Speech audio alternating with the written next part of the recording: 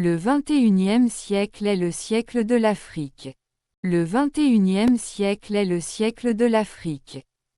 Déjà prédit, la théologie africaine au XXIe siècle.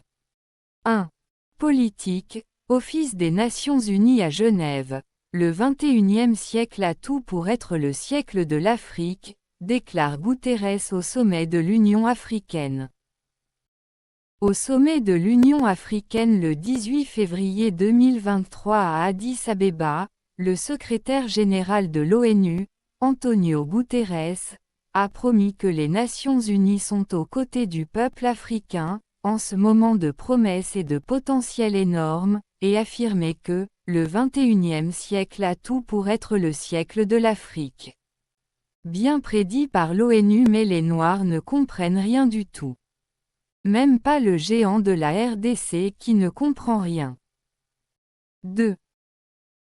Religion, le Vatican II, le pape Benoît XVI, Afrique Munus ou l'engagement de l'Afrique, paragraphe 173, Afrique lève-toi, je le redis à nouveau, lève-toi, Église en Afrique, parce que le Père Céleste t'appelle, lui que tes ancêtres invoquaient comme Créateur, avant d'en connaître la proximité miséricordieuse, révélée dans son Fils unique, Jésus-Christ. Entreprends le chemin d'une nouvelle évangélisation avec le courage qui te vient de l'Esprit Saint. Bien publié par le Vatican II, mais les prophètes et les politiciens de l'Afrique ne voient et ne comprennent rien. Lève-toi, Église en Afrique, quelle Église? Pour l'Afrique. Paragraphe 171. Afrique Munus, la nouvelle évangélisation, est une tâche urgente pour les chrétiens en Afrique, car eux aussi doivent ranimer leur enthousiasme d'appartenir à l'Église, selon le Vatican II, les chrétiens en Afrique d'appartenir à leur Église qui est Kitawala au XXIe siècle. Bien publié par le Vatican II, mais les Congolais et tous les Africains dans un profond sommeil. Formation historique du Kitawala depuis le Watchtower américain ou Kitawala en Afrique vers décembre 1906 au Cap Town en Afrique du Sud par le biais d'un missionnaire anglais Joseph Booth, le protagoniste du principe « Afrique aux Noirs ». Afrique aux Africains. L'échec de l'Église catholique au XXIe siècle et toute l'Afrique en général preuve comme thème l'Église catholique et la traite négrière transatlantique, mémoire et responsabilité. Le père Macaire Manimba, provincial des missionnaires Oblats de Marie Immaculée au Congo, RDC, auteur de l'Église catholique et la traite négrière. Mémoire et responsabilité, Editions Baobab. Parution du livre l'Église catholique et la traite négrière transatlantique, Mémoire et responsabilité. Kinshasa, 30-11-2009, Culture.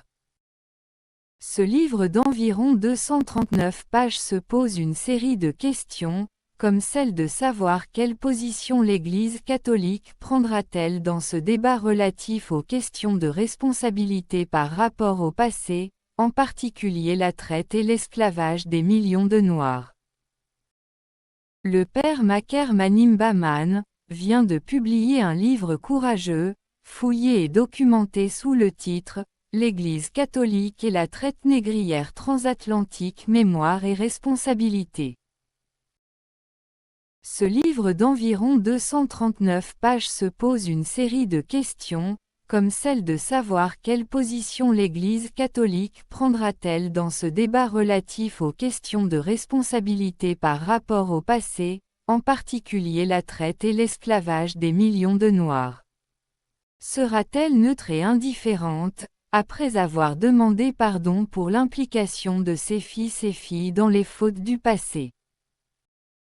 Le père Macaire, qui cite plusieurs historiens, écrit que sans s'embarrasser de précautions, ceux-ci fustigent ce qu'ils appellent l'attitude ambiguë et irresponsable de l'Église catholique face à la tragédie des Noirs entre XVe et le XVIIIe siècle.